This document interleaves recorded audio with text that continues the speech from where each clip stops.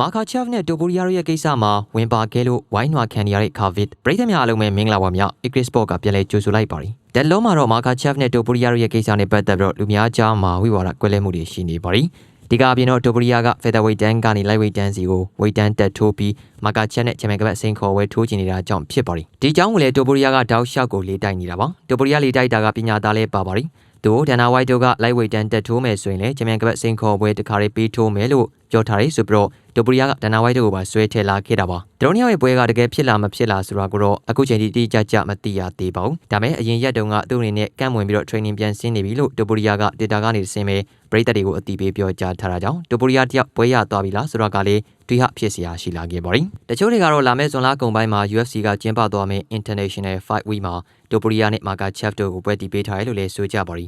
ဒီနေ့ကတမျိုးပြီးတမျိုးတောက်လျှောက်တက်လာနေတာဖြစ်လို့ဒီချိန်မှာကန်တီကန်မပြောနိုင်ဖို့တော့ခက်ပါရီဒါပေမဲ့လာမကုန်ခင်မှာတော့ဒီပွဲသတင်းနဲ့ပတ်သက်လို့အဖြူမဲတဲတဲကွက်ကွက်အဖြေတစ်ခုတော့ကြားရလိမ့်မယ်လို့ယူဆမိပါရီလက်ရှိမှာတော့တိုပူရီယာက lightweight တန်းကိုတက်ပြီးတော့မာကာချက်နဲ့ချန်ပီယံကပတ်စိန်ခေါ်ပွဲတခါလေးထိုးကျင်နေတာနဲ့ပတ်သက်လို့ခါပစ်ကဝင်ပြီးတော့ဝုန်းထားတာလေးရှိပါရီတိုပူရီယာကတကယ်ကောင်းတဲ့ fighter တယောက်ဆိုတာကျွန်တော်မငင်းပါဘူးဒါပေမဲ့သူကစားနေတဲ့ featherweight တန်းမှာတောင်မှဘာတစ်ခုမှလောက်လောက်ပြနေတာမျိုးတွေမရှိဘဲနဲ့အခုလိုဝေတန်းတက်ပြီးတော့မာကာချက်နဲ့ထိတိုက်တွေ့ဆုံချင်တာကြီးကမဟုတ်သေးဘူးလို့ထင်ပါရီသူကို UFC ဘက်ကလည်းအဲ့လိုပေးရှာပါရီဘော်ကန်နော့စကီနဲ့တုန်းကလည်းသူ့ကိုဒါမျိုးချန်ပီယံကပတ်စိန်ခေါ်ခွင့်ပေးခဲ့ပြီးပါပြီဒါကြောင့်ဒါမျိုးနောက်ထပ်တစ်ချိန်ခွင့်ရရဖို့ဆိုတာကမဖြစ်နိုင်တော့ဘူးထင်တယ်လို့အင်တာဗျူးတစ်ခုမှာခါဗစ်ကတိုပူရီယာရဲ့ခံယူချက်နဲ့ပတ်သက်ပြီးဝေဖန်ပြောကြားသွားခဲ့တာဖြစ်ပါရီခါဗစ်ရဲ့စကားကိုပရိသတ်တွေကလည်းသဘောတူကြပါရီမငင်းကြပါဘူးဒါပေမဲ့ခါဗစ်ရဲ့စကားကိုဂိုင်းပြီးတော့မာကာချက်ဖြစ်ရှင်နေတဲ့ဆန္ဒတစ်ခုကိုပရိသတ်တွေကဝင်ပြီးတော့ထောက်ပြနေကြပါရီတခြားတော့မဟုတ်ပါဘူးမာကာချက်ကလက်ရှိချိန်မှာတိုပူရီယာလိုမျိုးသူ့ရဲ့ lightweight တန်းမှာဆက်လက်ရှင်ပြိုင်ခြင်းမပြုတော့ဘဲချန်ပီယံကပတ်ပြန်အပ်မှာဖြစ်ပြီးတော့welterweight တန်းကိုတက်ထိုးဖို့စဉ်းစားနေတဲ့အချက်ပါပဲ။မာကာချက်က welterweight တန်းကိုတက်မယ်ဆိုရင်တော့ဒီအတိုင်းရိုးတန်းတန်းတက်ရောက်ရှင်ပြိုင်တာမျိုးမလုပ်ချင်ပါဘူး။သူကလည်းတိုပူရီယာလိုပါပဲ။ welterweight တန်းရဲ့ချန်ပီယံကပတ်ပိုင်ရှင်ဖြစ်တဲ့ပီလယ်မူဟမ်မတ်နဲ့ချန်ပီယံကပတ်စိန်ခေါ်ဝဲတန်းပြီးတော့ထိုးကျင်နေတာပါ